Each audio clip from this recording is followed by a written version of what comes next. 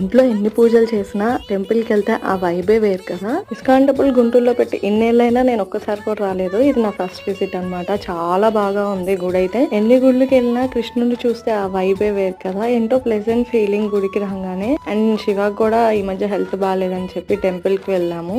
లక్కీగా ఆ రోజు గీతా జయంతి అంటే అత్తయ్య చెప్పారు. తర్వాత ఏంటో మరి ఆ కృష్ణుడే పిలిపించుకున్నాడేమో గుడికి అనిపించింది. అండ్ అక్కడైతే పొట్టు పెడుతున్నారనమాట. రాజేష్ వచ్చాడు, అందుకే బయటకు వచ్చాము. అండ్ తనకి ఎంత సిగ్గు కెమెరా ఎంత షై ఫీల్ అవుతాడో భలే అనిపిస్తుంది. అండ్ శివాకి కూడా చాలా ప్లెజెంట్ గా ఉన్నాడు. చాలా రోజుల తర్వాత నవ్వుతూ ఉన్నాడు. Temple visit is also one of the form of meditation. మనసుకి చాలా ప్లెజెంట్ గా ఉంటుంది. లక్కీగా భగవద్గీత తీసుకున్నాం. చాలా రోజుల నుంచి అనుకుంటున్నాడు కొనుక్కోవాలని చెప్పి. ఆ రోజు నేను కొనుక్కోమని చెప్పాను. లక్కీగా గీతా జయంతి అయింది. అన్ని కలిసి వచ్చాయన్నమాట. టెంపుల్ అయితే చాలా బాగుంది. మీరు కూడా విజిట్ చేయకపోతే గుంటూరు వాళ్ళైనా గుంటూరుకి దగ్గర వాళ్ళైనా వచ్చి విజిట్ చేయండి. గుడికి వచ్చి ప్రసాదం తింటారు కానీ వడియాలు ఎవరైనా తింటారా? వీళ్ళు చూడండి ప్యాకెట్ కొనుక్కొని తింటున్నారు.